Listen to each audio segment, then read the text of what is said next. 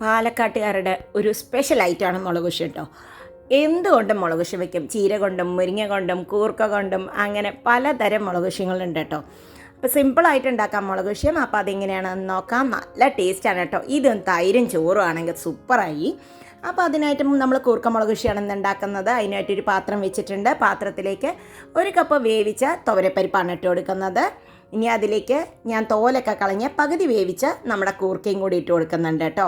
കൂർക്ക പെട്ടെന്ന് തോല് കളയാനായിട്ടുള്ളൊരു മാർഗ്ഗത്തിൻ്റെ ഒരു വീഡിയോ ഞാനിട്ടുണ്ട്. അതിലേക്ക് ഒരു 1/4 ടീസ്പൂൺ മഞ്ഞൾപ്പൊടിയും കൂടി ഇട്ട് കൊടുത്ത് കുറച്ച് ഉപ്പും കൂടി അങ്ങോട്ട് ഇട്ട് കൊടുത്ത് നമുക്ക് ഇതിനെ നന്നായി വേവിച്ചെടുക്കാം. ആ കൂർക്കയിൽ ഉപ്പൊക്കെ നന്നായി പിടിക്കട്ടെ. ആ സമയം കൊണ്ട് നമുക്ക് ഇതിലേക്ക് വേണ്ട അരയ്ക്കാനുള്ള റെഡിയാക്കാം. അതിനായിട്ടൊരു പാത്രത്തിലേക്ക് കുറച്ച് നമ്മുടെ ഒരു കടായിലേക്ക് കുറച്ച് എണ്ണ ഒഴിച്ചിട്ടുണ്ട്. വെളിച്ചെണ്ണയിൽ തന്നെ വേണം കേട്ടോ. അതിലേക്കൊരു 4 ചുവന്ന മുളകിനെയാണ് വറുത്തെടുക്കുന്നത് കേട്ടോ. മുളക് വറുത്തിട്ട് അരയ്ക്കുമ്പോഴാണ് ടേസ്റ്റ്. മുളക് പൊടി ഇടരുത് മുളകുശ്യത്തിൽ, അപ്പോൾ അതിനൊരു വേറൊരു ടേസ്റ്റാണ് കേട്ടോ. ഇത് നന്നായി വറുത്തെടുക്കാം. ഇല്ല എങ്കിൽ നിങ്ങൾക്ക് വേവിച്ചെടുത്തിട്ട് മുളകും ഉപയോഗിക്കാം കേട്ടോ. ഇതിപ്പോൾ ഇതായിട്ട് കരിയരുത്, കരിഞ്ഞാൽ ടേസ്റ്റ് ഉണ്ടാവില്ല. ഇനി നമുക്ക് ഒരു മിക്സഡ് ബ്ലെൻഡറിലേക്ക് 1 കപ്പോളം തേങ്ങ ഇട്ട് കൊടുത്തിട്ടുണ്ട് കേട്ടോ.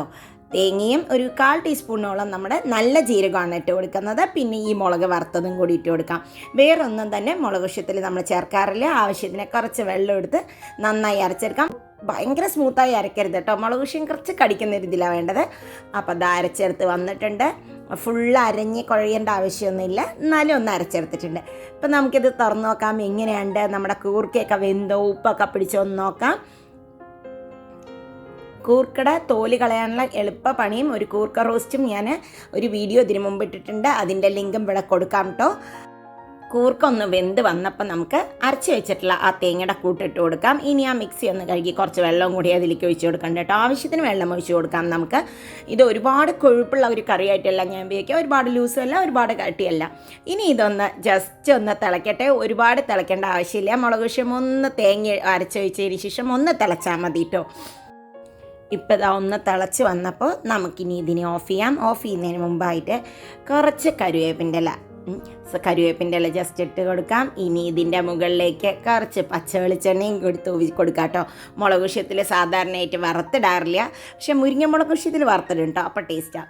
സാധാരണ മുളകുശ്യത്തിൽ വറുത്തിടില്ല. നമ്മളിതാ ഓഫ് ചെയ്ത് അടച്ചങ്ങോട്ട് വയ്ക്കാം.